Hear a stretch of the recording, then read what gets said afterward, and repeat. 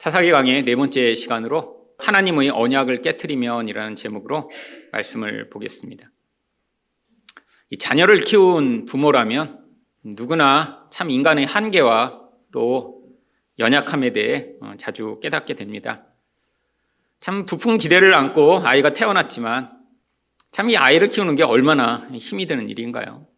체력적으로 너무 지치고 또 한 아이를 온전한 사람으로 키워나가는데 참 사람이 얼마나 아는 게 없는지, 도대체 왜 아픈 건지, 왜 우는 건지 참 지식적 한계를 느끼죠.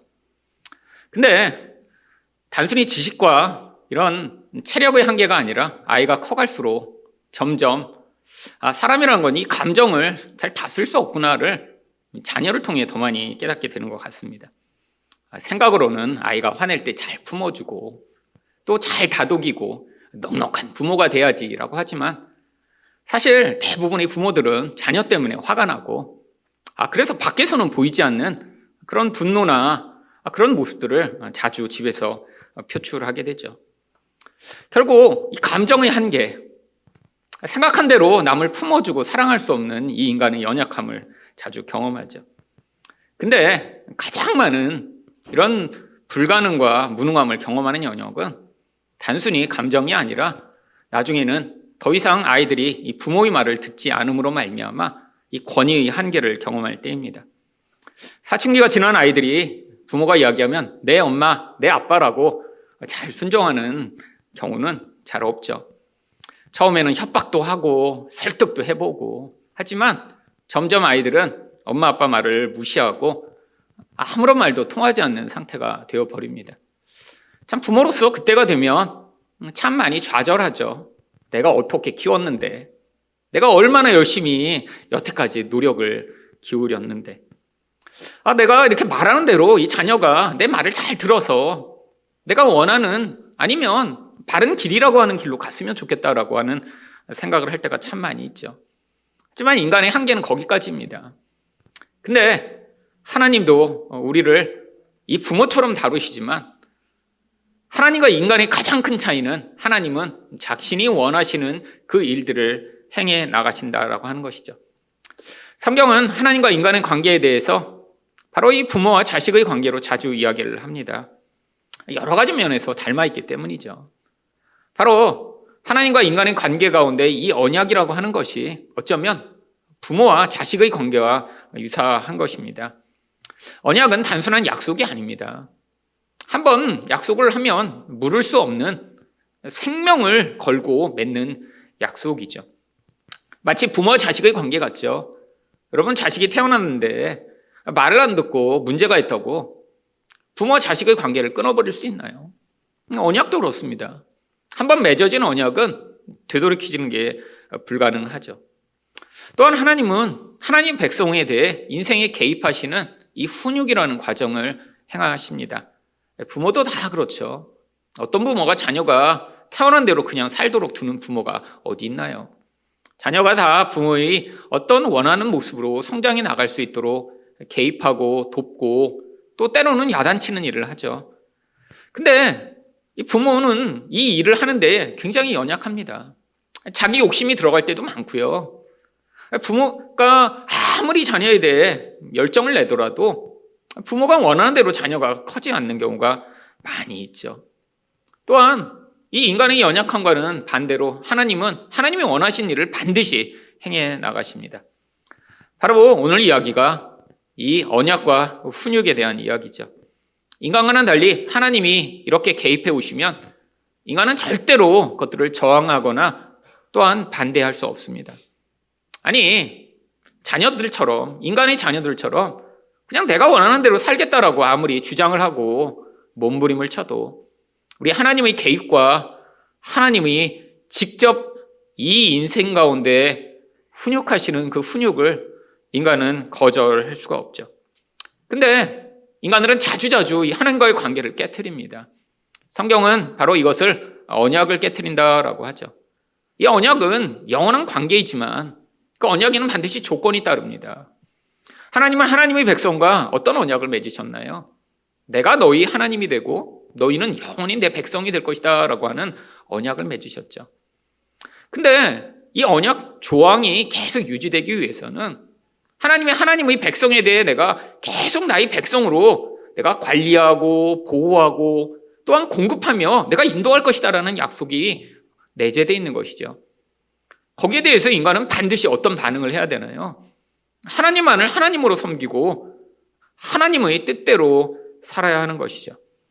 근데 구약성경 내내 무슨 이야기가 나오나요?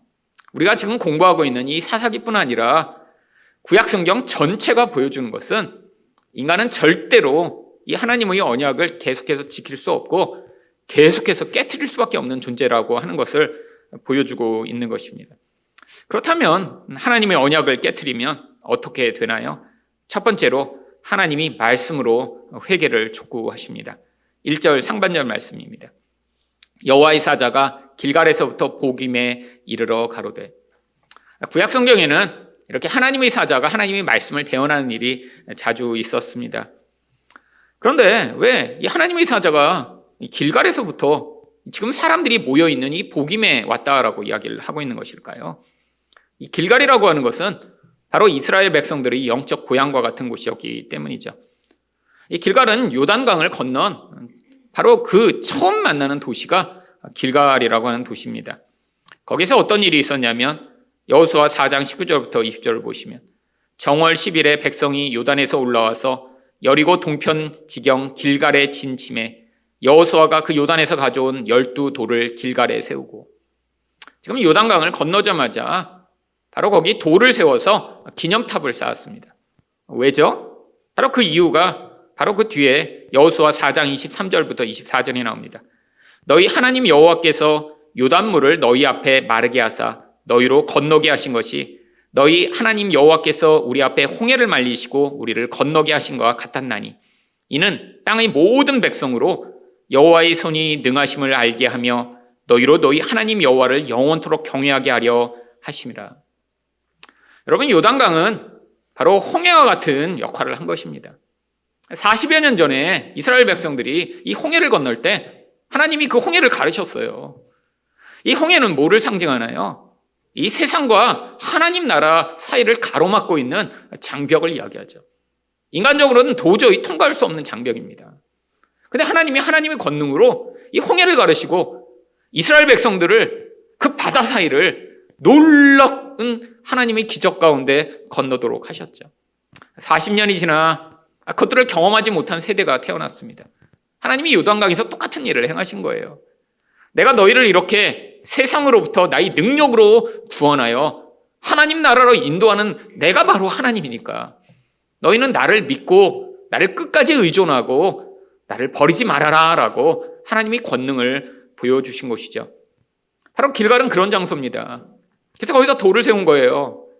바로 이스라엘 백성들이 이제는 진짜 하나님과 이 가짜 사이에서 우리는 세상을 떠난 자야, 더 이상 과거로 돌아갈 수 없어라는 사실을 그 돌을 보며 기억하도록요.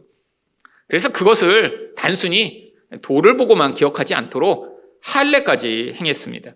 그래서 여호수아 5장 8절과 9절을 보시면 온 백성에게 할례 행하기를 필하매 백성이 진중 각 처소에서 처하여 낫기를 기다릴 때 여호와께서 여호수아에게 이르시되 내가 오늘날 애굽의 수치를 너희에게서 굴러가게 하였다 하셨으므로 그곳 이름을 오늘까지 길갈이라 하니라.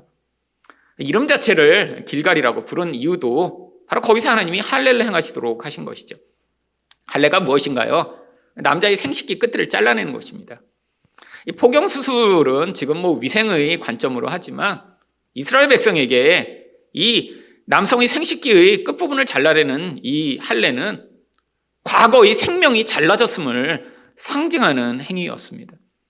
이 남자의 생식기는 남자의 전부이며 미래이거든요. 물론 전부 잘라낼 수 없으니까 끝부분만 잘라낸 거죠, 상징적으로. 바로 그 부분이 무엇을 상징하냐면 여기 나와 있는 애굽을 상징하는 것입니다. 이스라엘 백성들 애굽에서 수백 년을 살았어요. 애굽화되었습니다. 애굽화되었다는 것이 무엇이죠? 세상 사람처럼 되었다는 것이죠. 세상에서 살아가는 방식, 세상에서 우상을 숭배하는 모습이 그들이 본질 안에 그대로 담게 되었는데 이게 하나님의 관점에서는 수치스러운 일입니다. 하나님 백성은 그렇게 살면 안 돼요. 하나님 백성은 눈에 보이지 않는 하나님을만을 의존하며 하나님의 뜻대로 살아가야 하는데 이 애굽은 어떤 모습으로 살고 있나요? 바로 결국 이 애굽의 이 세상적 모습에 동화되어 버린 이 모습이 바로 광야 내내 하나님의 인도를 거부하고 늘 육신적 탐욕을 채우고자 하나님께 불평불만을 쏟아내는 이 이스라엘 백성들의 모습으로 드러났죠. 아니, 애굽에서 그들이 무슨 고위 관리로 잘 살았나요? 노예로 살았는데 우리는 애굽으로 돌아가고 싶다. 애굽에서 먹던 부추, 파, 양파, 마늘 이런 거 먹고 싶다. 아니, 노예되었지만 그 노예 상태로 다시 돌아가고 싶다고 열망하는 이 이스라엘 백성들의 모습이 바로 애굽의 수치인 거죠. 하나님이 그래서 일부러 가나안 땅에서 첫 번째로 행하신 일이 할례를 행하도록 하신 것입니다. 세상에 매여 있는 이 모습이 이제는 잘라져 버린다는 것이에요. 하나님의 백성들은 이제 하나님을 의존하고 이 세상에 노예된 데서 자유를 얻은 자라는 사실을 이 길갈에서 보여주시고자 하신 것이죠. 여러분, 바로 그래서 이 여호와의 사자가 길갈에서부터 온 것입니다. 바로 그 길갈의 메시지를 이들에게 전달하고자 한 것이죠. 근데 지금 이스라엘 백성들은 어느 장소에 서 있나요? 바로 오늘 본문의 배경이 되는 보김이라는 장소에 서 있습니다. 여러분, 이 보김은 바로 우는 자들이라고 하는 뜻을 가지고 있어요. 4절과 5절을 보시면 여호와의 사자가 이스라엘 모든 자손에게 이 말씀을 이르매 백성이 소리를 높여 운지라. 그러므로 그것을 이름하여 보김이라 하더라. 여러분, 이 보김이라는 장소는 원래 베델 지역을 보김이라고 부릅니다. 여러분, 이 보김은 여기서 이 하나님 백성들이 울었기 때문에 그냥 보김이라고 이름이 바뀐 것이죠. 원래 이 장소의 이름이 베델이에요. 근데 베델이 원래 무슨 뜻인가요? 하나님의 집이라는 뜻입니다. 근데 이 여호와의 사자가 하나님의 집에 모여있는 자들에게 와서 지금 뭐라고 질책을 하고 있어요? 우상숭배로부터 떠나라고 명령을 하고 있어요. 아니, 교회 와서 우상숭배를 하고 있다니요. 이런 뜻입니다.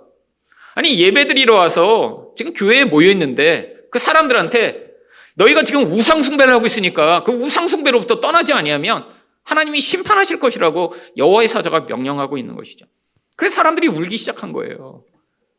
여러분, 지금 길갈로 돌아가야 된다는 것입니다. 장소만 베델이지 사람들은 본질 안에서 여전히 하나님의 뜻과 반대되는 애굽적인 삶을 버리지 못하고 있는 것이죠. 여러분, 왜 이들이 이렇게 지금 과거의 하나님의 모든 은혜를 잊어버리고 애굽인과 같은 삶을 살아가고 있나요? 하나님이 그들에게 얼마나 놀라운 은혜를 베푸셨는지를 지금 벌써 다 망각해버렸기 때문이죠. 그래서 1절 하반절에서 여호와의 사자가 무엇을 이야기하나요?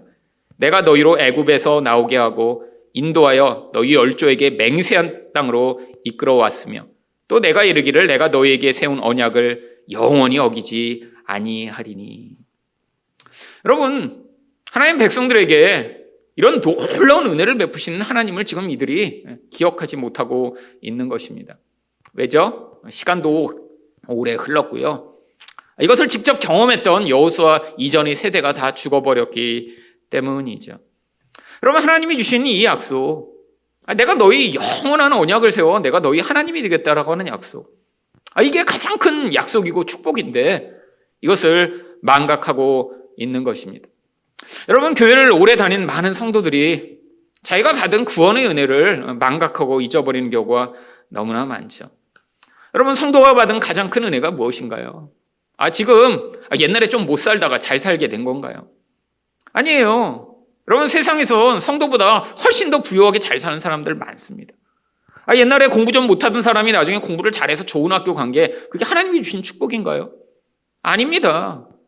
성도가 받은 가장 큰 축복은 우리 또한 세상에 매여 세상 사람처럼 그게 수치인지도 모르고 노예된 상태로 살아가면서도 그렇게 그 세상의 삶이 전부인 줄 알고 마귀의 노예가 되어 부추 먹고 파 먹고 양파 먹고 이 세상이 그렇게 계속 우리를 자극시키며 노예 상태로 살아가게 만들고 있는 것이 수치라는 사실을 깨닫고 그 고통스러운 자리로부터 구원을 받아 하나님의 백성이 된 것이 성도가 누리는 가장 큰 축복이며 은혜인 것입니다.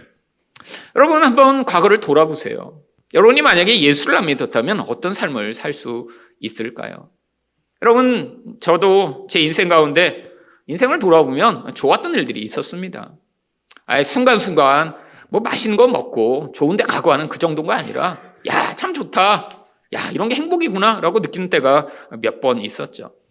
인생에서 아주 굵직굵직한 그런 좋은 일들이 일어났을 때, 원하던 대학에 들어갔을 때, 결혼했을 때, 아이가 태어났을 때, 뭐 박사학위를 받았을 때, 또 교회를 개척했을 때, 참 좋았습니다.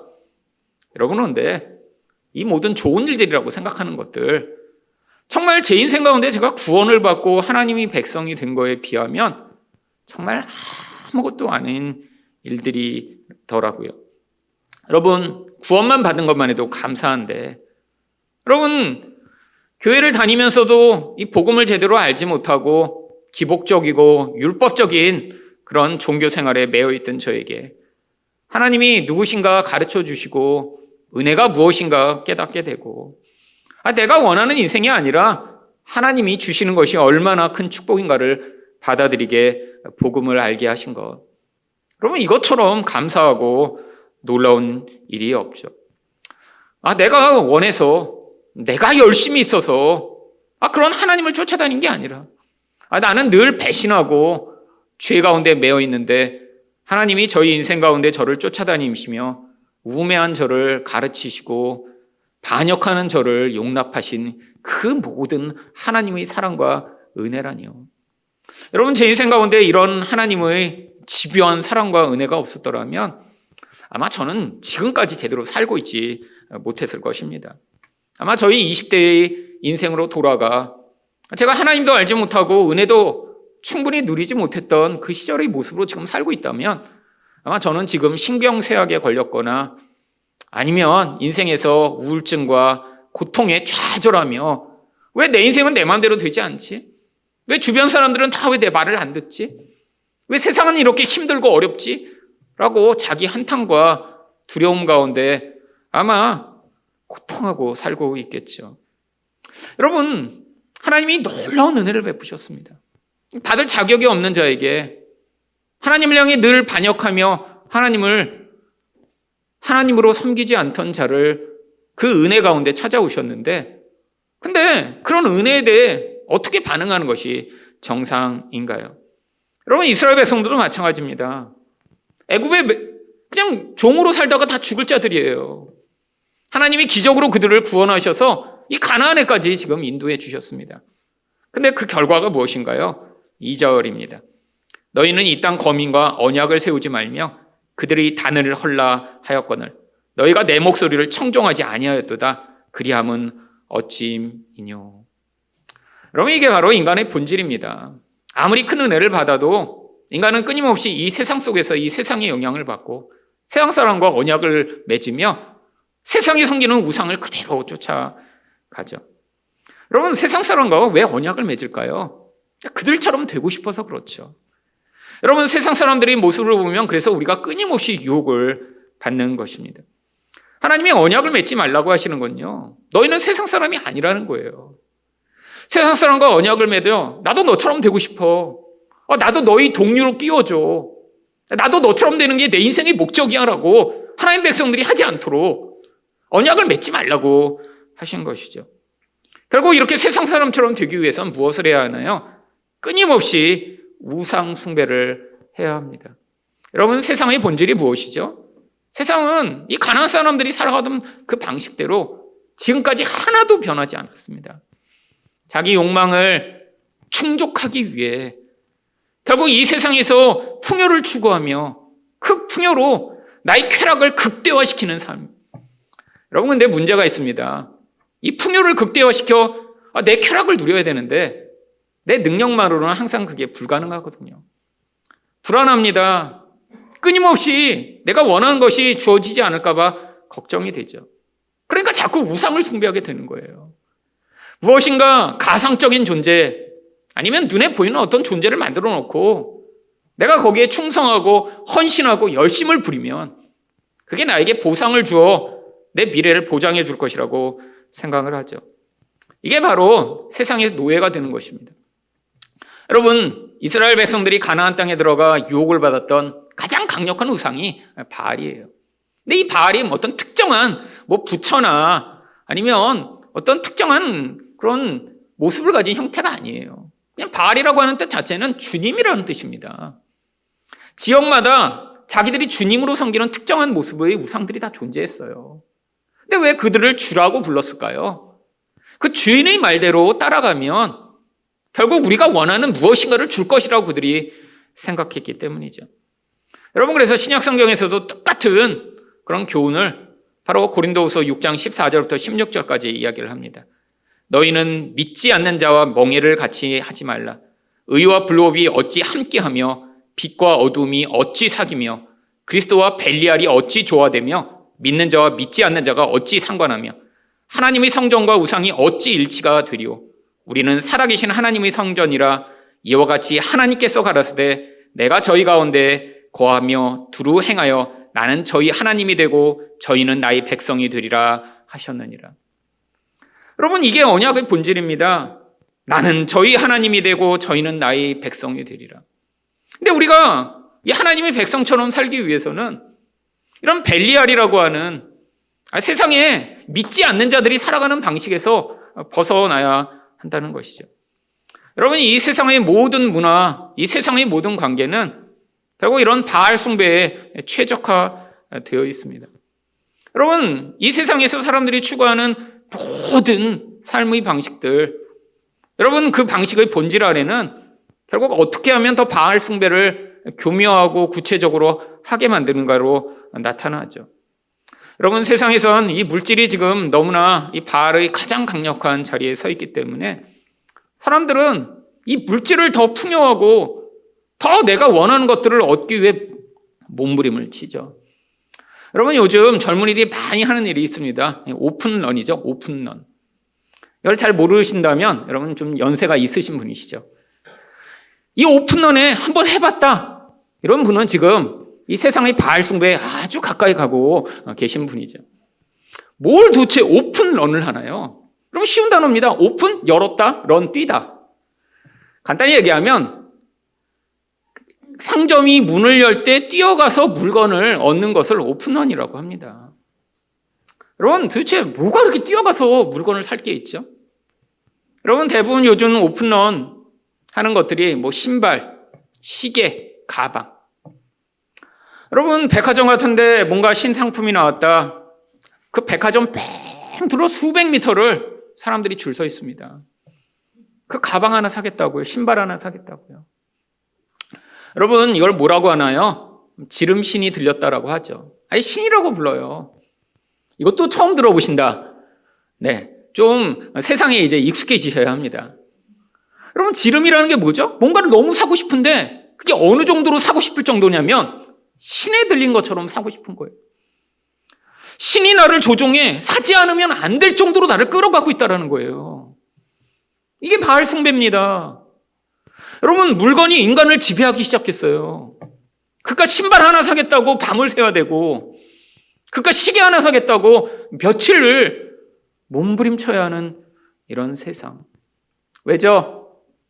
사람들이 더 이상 이 하나님이 주시는 이 진짜 행복과 만족을 알지 못하니까 물질을 가지고 자기 영혼을 채워 일시적 만족을 추구하려고 하기 때문이죠. 근데 여기에 문제가 있습니다. 인간은 이 영혼 안에 신발을 1000켤레를 집어넣어도 절대 만족할 수 없는 존재예요. 여러분, 쾌락은 인간에게 참 만족을 주지 못합니다. 여러분, 이 쾌락의 특징은 무엇인가요? 일시적입니다. 그러니까 자꾸 반복해야 돼요. 근데 반복할수록 무엇이 생기나요? 여러분, 한계 효용의 법칙에 따라 이전에는 좋았던 것이 점점 별것 아닌 것처럼 느껴지게 돼 있어요. 자극이 점점 세져야 합니다. 처음에는 그냥 간단한 종류로도 내가 자극을 받았는데 점점 더 자극적이어야 되고 점점 더 나를 사로잡을 만한 강력한 힘을 가지고 있어야 돼요. 여러분, 결국 인간은 이 세상의 시스템 가운데 한번 발을 들여 놓게 되면 그것이 그 인생과 영혼을 지배하는 존재가 되어버립니다. 여러분, 혹시 그렇지 않고 계신가요? 뭔가 사야 돼서 계속해서 그것이 여러분을 끌고 가고 있다면, 아니 인생의 목표가 내가 이렇게 돈을 벌어 이걸 사는 거야 라는 것이 되어버렸다면 지금 심각한 상황이 되어버린 것이죠. 아니 자주자주 그래서 오픈런을 하고 계세요. 이건 진짜 더 심각한 것입니다. 아니 여러분 오픈런 한 사람이 한 번만 할까요? 아니죠. 그 하나를 샀어요. 근데 소용이 없는 거예요. 여러분 대부분 신발 모으는 사람 많이 모으면 여러분 어떤 사람은 신발을 쫙 벽에다 이렇게 해놨더라고요. 요즘은 그래서 이게 대기업에서도 이런 사람들이 너무 많아지니까 예전에는 신발을 그냥 플라스틱 케이스 같은 데 쭉 쌓아놓거나 아니면 자기 신발 케이스에다 이렇게 쌓아놨습니다. 근데 여러분 대부분 그렇게 뭐에 꽂힌 사람들이 왜 그걸 사죠? 그걸 자꾸 보면서 만족을 해야 되잖아요. 그러니까 이 종이 상자에 넣으면 이게 볼 수가 없는 거예요. 그래서 이제 플라스틱 케이스를 팔기 시작하더라고요. 근데 요즘은 이 플라스틱 케이스가 그것만으로 안 되는 거예요. 이 항균, 항습까지 돼야 돼요. 그래서 이 LG에서 뭐가 나왔냐면 이 신발을 저장하는 신발 저장고를 내놓기 시작했습니다. 신발값보다 더 비싸요. 옷 스타일러처럼 옷을 넣어 보관하는 것처럼 전기를 넣어서 일정한 온도와 균을 예방하는 그런 케이스를 내놨어요. 그래서 수백만 원씩이에요. 신발 넣는 신발 상자가. 뭐 하는 거예요? 이제 신발을 자기가 모시고 살기 시작하는 거죠. 여러분 이게 세상의 모습입니다. 끊임없이 내 욕구가 내 인생의 전부가 돼요. 그게 내 인생을 끌고 가요. 여러분 혹시 여러분 인생 가운데 그런 것들이 여러분을 지배하기 시작할 때 여러분은 지금 이 세상의 삶의 영향력에 여러분의 인생이 끌려가고 있는 거예요. 물건만 그런가요? 어떤 사람은 여행이 쾌락이 되어 그 인생을 끌고 갑니다. 여러분 여행 갈 수 있죠. 여러분 가도 됩니다. 아니 사람이 어떻게 한국에 태어나서 한국에서만 살 수 있겠어요? 다른 나라도 가보고 맛있는 것도 먹어보고 다른 나라 사람들은 어떻게 사는지 볼 수 있습니다. 근데 이 여행도 쾌락이에요. 지속적이지가 않잖아요. 여러분 근데 그게 어떤 사람에게는 전부가 된 사람이 있어요. 심지어 그래서 자기 직업도 팽겨치고 1년, 2년, 3년 전 세계를 떠도는 사람들이 있습니다. 여러분 어떤 사람들은 그렇게 할 수 없으니까 그냥 인생의 목적이 올해 돈 모아 내년에 여행 가고 내년 돈 모아 그 다음에 여행 가고 아니 그게 인생의 목적이 된 사람들이 있어요. 여러분 하나님 백성의 인생의 목적이 다른 나라 가서 맛있는 거 먹고 다른 나라 가서 새로운 거 보는 것이 그 인생의 목적이 돼서 1년 내내 그런 1년 일시적 쾌락을 위해 살아가고 있다면 지금 심각한 문제가 있는 것이죠. 여러분 이게 이 세상의 삶의 방식이에요. 풍요와 쾌락으로 내 인생의 목적 자체가 그냥 내가 하나님의 백성인지 아닌지 아무 관계가 없는 거예요.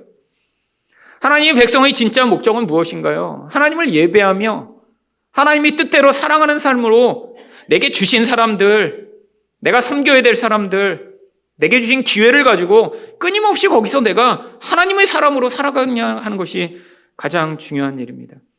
근데 여기서 떠나가고 벗어난 많은 사람들이 있죠.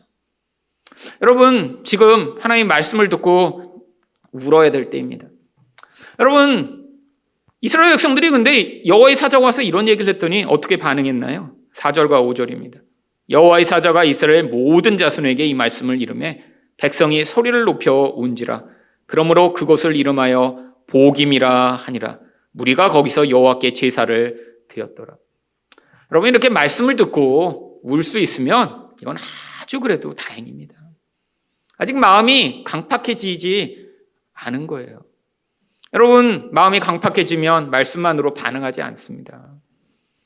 여러분 이게 이스라엘 백성들이죠. 지금 아직 마음이 그만큼 강팍해지지 않았어요. 왜요? 지금 가나안에 들어가서 초기예요. 지금 아직 이 모든 환란이 시작되기 전입니다. 그러니까 말씀을 듣고 울어요. 문제가 무엇인가요?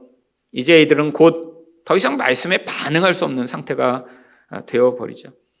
결국 그래서 하나님이 행하시는 두 번째 일이 무엇인가요? 하나님의 언약을 깨트리면 두 번째로 하나님이 세상을 가시와 올무로 사용하십니다. 3절 말씀입니다. 그러므로 내가 또 말하기를 내가 그들을 너희 앞에서 쫓아내지 아니하리니 그들이 너희 옆구리에 가시가 될 것이며 그들의 신들이 너희에게 올무가 되리라 하노라. 여러분 하나님이 세상과 주변을 가시와 올무로 만드신대요. 여러분, 가시가 무엇이죠? 찔리게 하는 것입니다. 여러분, 가시에 찔리면 얼마나 고통스러운가요? 올무는 무엇이죠? 원래 짐승을 잡을 때 쓰는 도구죠. 한번 올무에 매이면 벗어날 수가 없습니다. 노예 상태가 되는 것이죠. 여러분, 이 세상이 우리를 이렇게 고통스럽게 만들고 세상이 우리를 이렇게 사로잡아 벗어나지 못하게 만들면 하나님이 구원해 주셔야 되는 것 아닌가요? 여러분, 성경은 정반대로 이야기합니다. 이 우상 숭배에서 떠나가지 못하는 자들은 세상이 가시가 될 것이고 세상이 올무가 돼서 너를 사로잡을 것이라 라고 이야기를 하죠. 여러분, 많은 사람들이 오해합니다. 내가 이렇게 세상을 살아가는데 하나님까지 믿으면, 하나님이 세상이 이렇게 녹록지 않고 나를 힘들게 하면 그 세상으로부터 나를 구원해 주셔야 되는 거 아니야? 우리가 기도하는 많은 기도들이 그런 것 아닌가요? 하나님, 내가 이렇게 힘들어요, 어려워요. 그러니까 나를 여기서 구원해 주세요. 여러분, 근데 여기서 우리가 가장 착각하는 것이 무엇인가요? 여러분, 성경이 얘기하는 구원은 어려움으로부터 우리를 건지는 것이 아닙니다. 그렇기 때문에 우리 인생 내내 아무리 열심히 기도해도 어떤 때는 어려움 자체가 사라지지 않는 경우가 많이 있어요. 여러분, 구원의 본질이 무엇인가요? 하나님의 기업을 얻게 되는 게 구원이에요. 애굽에 살 때는 우리는 똑같이 눈에 보는 것을 의존하고 살았습니다. 눈에 보이는 돈, 힘, 그게 전부예요. 근데 여호와의 기업을 얻었다는 게 뭐죠? 이제 하나님을 의존하고 사는 자가 되어야 되는 거예요. 내가 얼마나 가지고 있느냐, 아니 내가 미래에 얼마나 큰 것을 얻을 수 있는 능력이 있느냐는 이제 여호와를 기업으로 삼은 자에게는 중요하지 않은 거예요. 하나님이 내 인생에 주신 만큼 그것을 누리며 진짜 내 의존이 중심이 하나님이기 때문에 이제 내가 세상에서 어떤 존재이냐가 중요하지 않은 거죠. 여러분, 또한 참된 구원은 무엇인가요? 하나님의 나라가 우리 안에 확장되는 것입니다. 하나님이 우리를 다스리셔서 하나님의 뜻대로 살아가는 존재가 되는 것이죠. 여러분, 그런데 우리가 생각하는 구원은 무엇인가요? 여러분, 어려움 가운데 내가 어려움을 이겨내고 더 이상 어려움이 없는 것인데, 우리가 어려움이라 생각하는 대부분의 것들은 세상에서 내가 힘이 약하거나 세상에서 내가 의존할 수 있는 돈이나 그 능력이 약한 것을 우리는 어려움이라고 여깁니다. 우리가 꿈꾸는 구원은 어떤 거예요? 내가 아무한테도 손 벌리지 않아도 되는 그런 풍성하고 능력이 많은 사람이 되는 게 구원이죠. 나 혼자서 너무 똑똑해요. 나 혼자서 너무 능력이 많아요. 내가 돈이 많아서 내 마음대로 할 수 있어요. 이게 우리가 생각하는 구원 아닌가요? 그렇게 돼서 뭐 하고 싶은 거예요? 다른 사람 말대로 살지 않고 내가 원하는 대로 살아가는 게 구원이죠. 여러분, 하나님이 생각하는 구원과 우리가 생각하는 구원이 너무 다릅니다. 하나님은 우리가 하나님만 섬기기를 원해요. 근데 우리는 하나님 말고 내 마음대로 살기를 원해요. 여러분, 여기서부터 이 강렬한 차이. 여러분, 하나님이 우리를 찌르시지 않아도 결국 우리 안에 있는 욕심이 우리를 스스로 고통하게 만듭니다. 그래서 디모데전서 6장 10절에서 바울이 뭐라고 이야기를 하나요? 돈을 사랑함이 일만하게 뿌리가 되나니 이것을 탐내는 자들은 미혹을 받아 믿음에서 떠나 많은 근심으로써 자기를 찔렀도다. 여러분, 하나님이 직접 와서 우리를 괴롭히시는 게 아닐지라도 자기 안에 있는 이 세상에 대한 의존, 하나님 말고 다른 것들을 의존하는 것이 스스로를 찌르게 만듭니다. 여러분, 돈이 많다고 걱정이 없나요? 돈이 많으면 많은 대로 이 많은 돈을 어떻게 해야 되나? 어떻게 지킬 수 있나? 주변에 있는 호시탐탐 내 돈을 노리는 그 사람들로부터 이것을 어떻게 안전하게 지킬까에 스스로 걱정에 몸부림을 칩니다. 여러분, 돈이 많은 가정에 그래서 분란이 끝이질 않아요. 여러분, 자녀들도 여러분 돈 많은 부모님을 어떻게 바라보나요? 자기의 돈줄로만 바라봐요. 대부분 돈이 많은 집에 아버지가 오래 사시면 그 자녀들은 아버지가 빨리 죽기만을 바랍니다. 그게 대부분 부잣집들의 모습이에요. 제가 만났던 어떤 30살짜리 청년도 그 얘기를 하더라고요. 아니, 노골적으로 얘기하지는 않았어요. 우리 아버지 빨리 죽고 싶어요. 이렇게 얘기는 안 했는데 얘기하다 보니까 결론이 그거야. 아버지가 아직 너무 젊어서 그 돈을 자기한테 자기 돌아가시기 전에는 물려주지 않을 것 같아서 걱정이 자기 너무 크다는 거예요. 이제 30살인데. 뭐예요? 빨리 죽어서 그 돈 다 내 것가 되고 싶다는 거죠. 지금 너무 조금 주신대요, 돈을. 그렇게 갖고 어떻게 자기가 자기 꿈을 펼치겠느냐는 거예요. 여러분, 그게 사실 인간의 모습이죠. 여러분, 그러면 가난한 집은 돈 걱정 없이 사나요? 여러분, 대부분 가난한 집은 돈 때문에 너무너무 관계가 또 깨집니다. 그 사소한 얼마를 가지고 서로 그 돈으로 욕하고 돈으로 서로를 원망하고, 이게 돈을 의존하고 있는 이 인생들의 비참한 모습이죠. 여러분, 여기서 벗어나지 못하면 돈이 많건 적건 관계없습니다. 모두 다 인간의 욕망은 뻥 뚫린 무적행 같아서 늘 비교하며 늘 하나님 말고 그 눈에 보이는 것으로 자기 안정을 삼고자 하는데, 여러분, 그게 충만한 만큼 인생 가운데 모든 것이 풍족한 사람이 어디 있나요? 여러분, 하나님은 우리 인생에 그래서 계속해서 개입해 오십니다. 가시로 이 세상을 사용하실 때도 있고요. 어쩌면 우리가 그렇게 의존하는 올무를 가지고 우리 인생을 얽어매시기도 하죠. 여러분, 우리가 꿈꾸는 구원은 그래서 주어지지 않습니다. 여러분이 참 하나님의 백성이라면 여러분 꿈 깨세요. 여러분, 지금 혹시라도 하나님이 안 주신다고 자꾸 제가 얘기하니까 아직도 몰래 복권 사는 분들 망할 겁니다. 복권으로. 여러분, 몇 년 전에는 복권 산다고 저한테 얘기하는 사람이 있었는데 요즘 얘기를 안 하는 거 보니까 제가 사지 말라고 그래서 얘기를 안 하고 여전히 사고 있는 것 같아요. 느낌상. 여러분, 아무리 사도 소용없어요. 제가 사지 말라니까요. 여러분, 코인 하지 마세요. 제가 몇 년 전부터 하시지 말라고 얘기했잖아요. 물론 제가 하지 말라고 그래도 하는 분들 다 있는 거 알고 있습니다. 왜요? 근데 제가 왜 얘기하냐면, 이렇게 제가 하지 말라고 얘기를 안 하면 여러분 가운데 코인이나 이 복권으로 뭔가 이렇게 주식으로 돈 버는 분들이 자꾸 주변에 이렇게 전도를 해요. 전도를. 여러분, 저희 노예에서 어떤 목사님이 작년부터 너무 고민하는 일이 생겨서 저랑도 여러 번 상담을 하셨습니다. 교인 가운데 한 집사님이 이 코인으로 돈을 조금 버신 거예요. 그래갖고 교회에 가서 모든 성도들한테 다 코인을 지갑을 만들어서 나눠주신 거예요. 그런데 한 사람도 있고 안 한 사람도 있을 거 아니에요. 근데 문제가 생겼습니다. 이게 막 올라갈 때는 이 집사님도 이 코인 잘 될 거라고 해서 나눠줘서 처음에는 조금 주셨대요. 10,000원씩 이렇게 주셨는데 어떤 사람은 그게 막 30만 원 되고 그런 거예요. 그러니까 그러면 욕심이 나죠. 성도 가운데 거기다 돈을 넣기 시작한 거예요.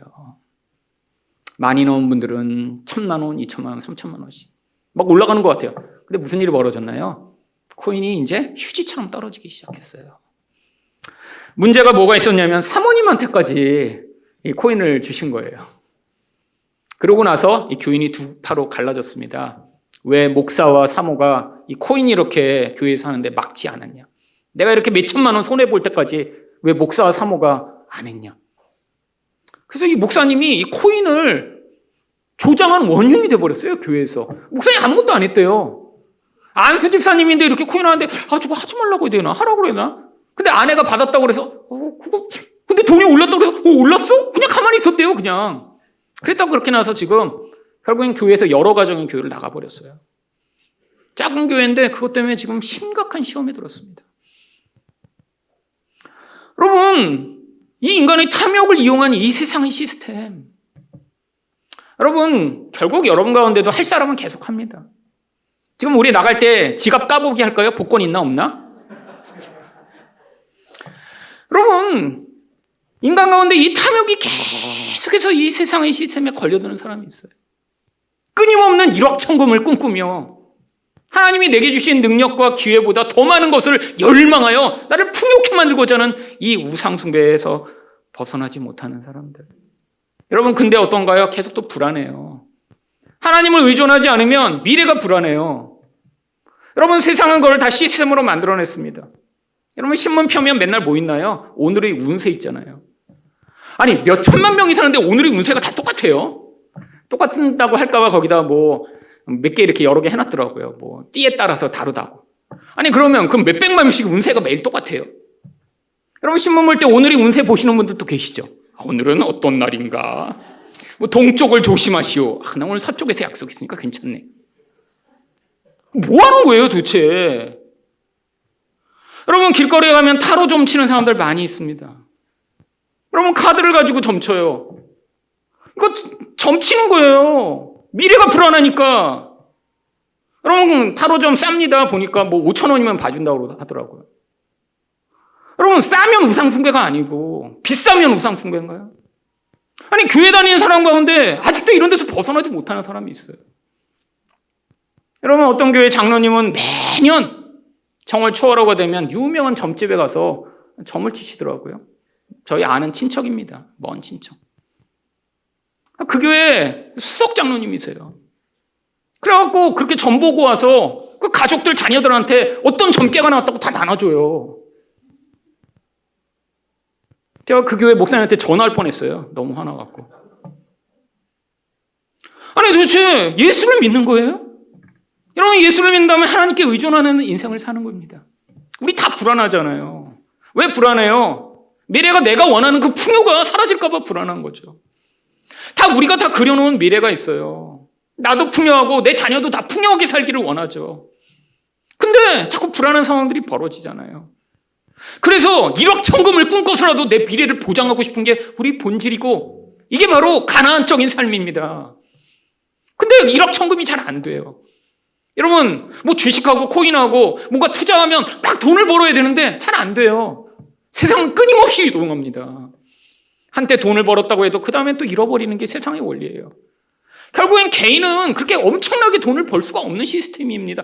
여러분, 세상은 얼마나 교묘한데요.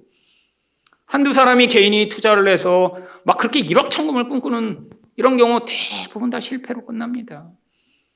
주식을 하건 코인을 하건 진짜 돈 번 사람들은 소수의 세력들이에요.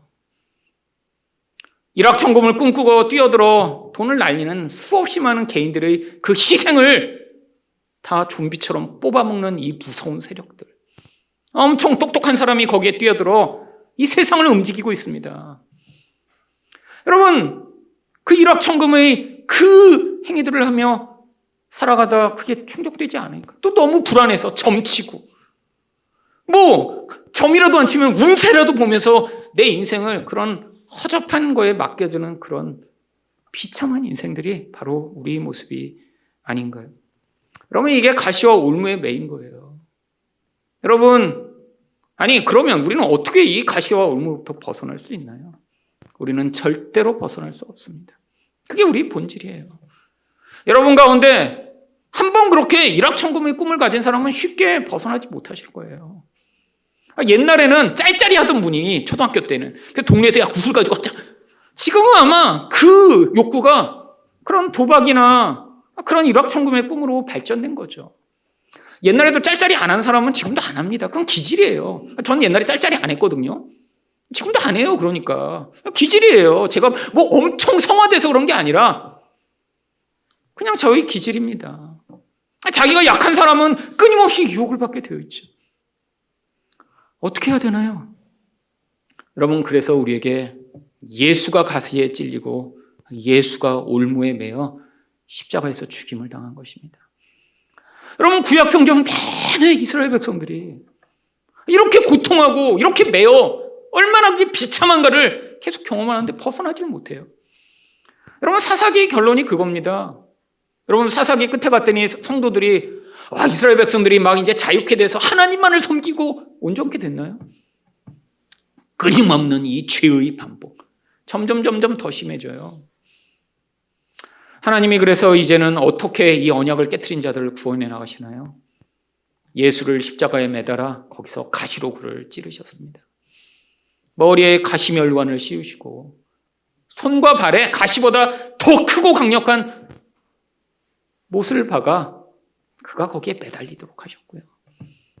올무로 매인 것처럼 벗어나지 못하게 십자가에 매달아 우리가 죽었어야 할 언약을 깨트린 자들이 당해야 할 그 형벌을 예수에게 전가시키셨죠. 여러분, 그래서 십자가를 바라봐야 합니다. 여러분, 우리 안에서 이 무서운 욕망이 자주 유혹받을 때마다 한번 해보자, 이게 아니라 내가 또 실패했구나. 내가 하나님을 의존하지 않고 또다시 1억 천금을 꿈꾸며 내가 하나님을 의존하지 않고 자꾸 세상이 이 불안을 벗어나기 위해 몸부림치는 이 세상에 내가 편승해 다시 우상숭배를 했구나라고 깨닫고, 여러분, 이 세상에서 가시에 찔릴 때마다 하나님, 저는 100번을 찔려도 똑같은 인생입니다라고 고백하며 다시 십자가 앞에 나와 내가 죽었어야 할 그 자리에 매달려 가시에 찔리고 올무에 매어 피를 철철 흘리고 죽어버리신 그 예수 그리스도의 십자가를 붙더니 하나님 그 십자가의 보혈로 이 무서운 우상 숭배의 죄를 해결하여 주시고 저를 구원하여 달라고 하는 자들이 바로 그 보혈의 능력이 얼마나 강력한가를 인생에서 깨달으며 하나님이 바로 그 구원의 자리로 우리를 초대하고 계신 것입니다. 여러분, 여러분 인생 가운데 우리는 반드시 우상 숭배로 말미암아 걸려 넘어지게 되고 고통한 인생을 살게 되어 있습니다. 여러분, 우상 숭배는 우리 본질이고요. 옛사람의 근원이에요. 다 열망하는 것이 우리 안에 있고 나도 한몫 잡고 싶은 이 열망이 우리 안에서 계속 꿈틀대죠. 어떤 사람은 불안해서 시도 못 해볼 뿐이죠. 어떤 사람은 더 열정적으로 시도해 볼 뿐이고요. 우리 안에도 이 불안한 미래를 타게 해보자 끊임없이 누군가 내 미래를 알려준다라고 하면 의존하고 따라가는 것이 우리 본질이죠. 하지만 그 자리에 서서 이게 얼마나 더럽고 추한 애굽의 행위인가를 깨달으실 때마다 다시 십자가 앞에 나아가 그 보혈의 능력을 경험하는 여러분 되시기를 예수 그리스도 이름으로 축원드립니다.